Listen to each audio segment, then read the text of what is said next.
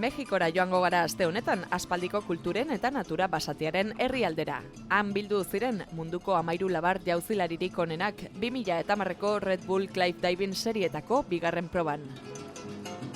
Munduko 7 mirarietako batean Txitzen Itzako gune arkeologikoaren ondoan belagile batek kirolariak bedenkatu zituen egin beharreko erronkaren aurrean babesa emateko.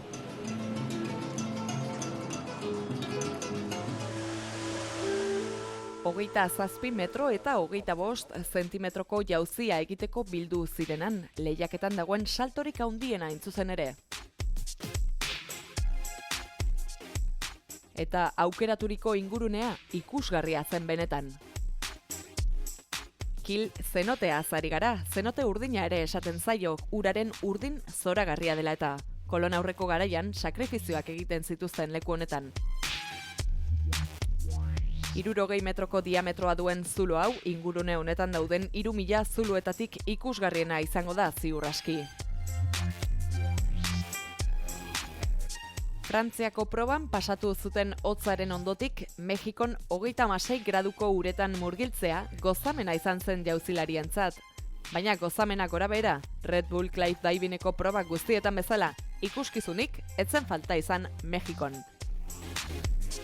Munduko jauzilaririk onenek askotariko jauziak egin zituzten eta zabalik utzi zuten han bildu zen jendetza.